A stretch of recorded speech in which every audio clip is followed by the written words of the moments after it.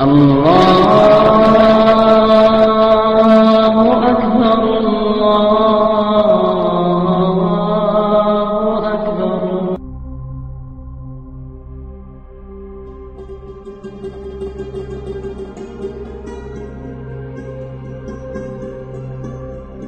С именем Аллаха, милостивого и милосердного. Наша история начинается с города Мекки. Рассказывают, что когда Адам и Ева были изгнаны из рая, они были отлучены друг от друга. Ева была выведена из рая в районе города Мекка, а Адам был спущен где-то далеко на востоке, по некоторым данным на острове Шри-Ланка. Они искали друг друга в течение 300 лет. Адаму наконец удалось найти путь вниз по Аравийскому полуострову в Мекку.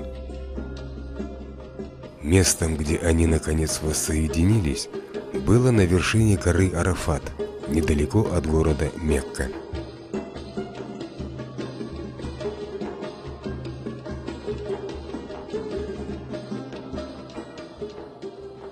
Мекка важна также тем, что считается первым местом на земле, где поклонялись одному всемогущему Богу.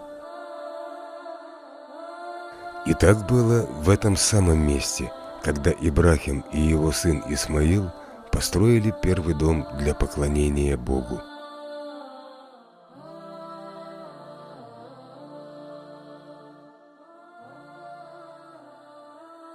В честь этого Бог Всемогущий построил на небесах подобный дом для ангелов. И, как рассказывается, каждый день 70 тысяч ангелов посещают этот дом для совершения своих молитв, а затем покидают, не намереваясь когда-либо вернуться снова.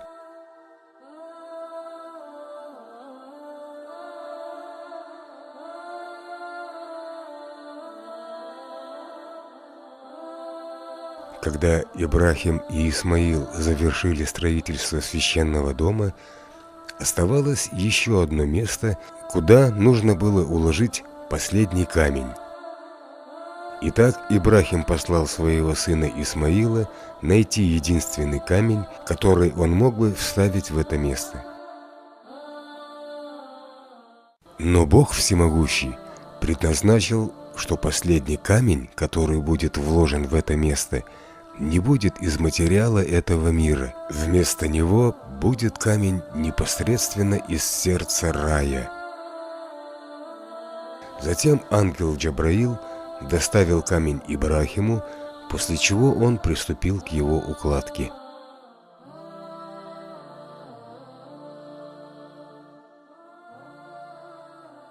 Рассказывается, что вначале, когда камень был доставлен вниз, он был чистым и белого цвета, но из-за нечестия, что есть в этом мире, и греховности людей, камень медленно начал тускнеть и в конечном итоге стал черным.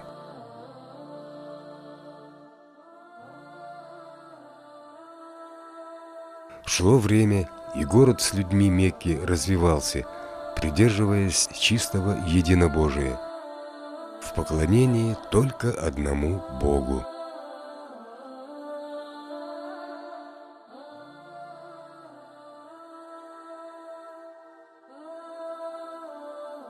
И это несмотря на то, что их соседи в Египте, Месопотамии и Шаме практиковали язычество на протяжении веков.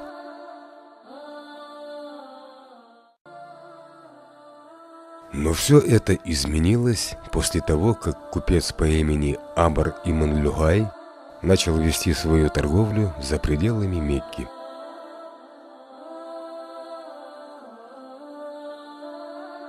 Амр продолжал продвигаться на север, пока он не достиг земель Шама.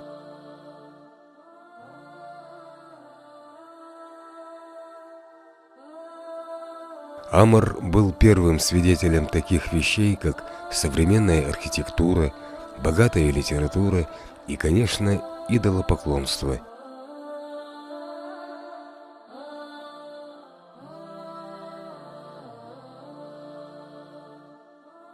Амар был настолько впечатлен тем, что увидел, что перед отъездом он спросил, можно ли ему на обратном пути взять с собой одного из идолов.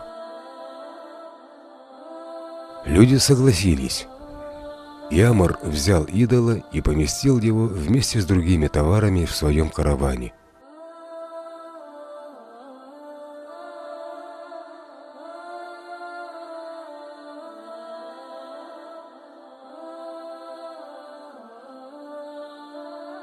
Затем он отправился на юг, обратно к Мекке.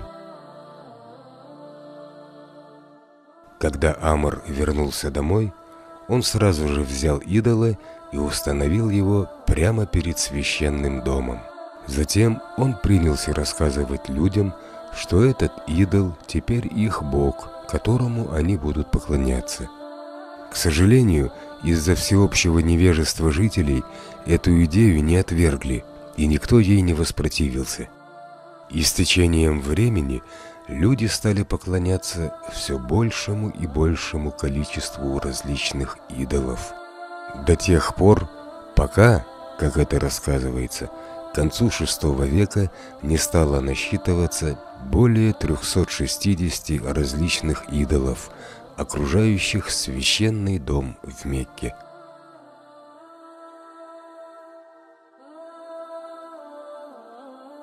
По прошествии лет язычество стало более заметным во всем мире. Люди, которые придерживались веры в единого Бога, знали, что скоро наступит время пришествия нового пророка. Прямые и косвенные признаки, строки из священных писаний указывали на то, что Аравийский полуостров был наиболее вероятным местом, куда Бог пошлет нового пророка.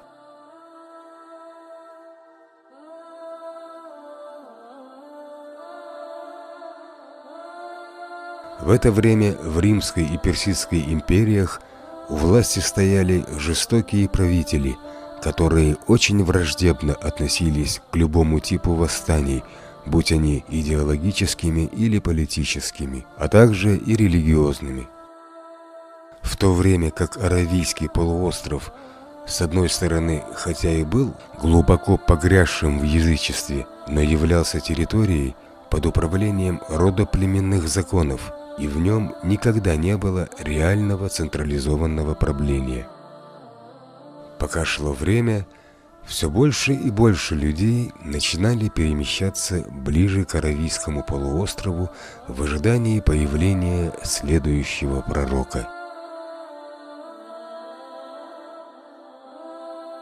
И на той самой земле, в которой человек впервые начал поклоняться своему Создателю, и там, где Ибрахим построил первый дом для поклонения единому Богу, было местом, где Бог предопределил появиться его последнему и завершающему посланнику.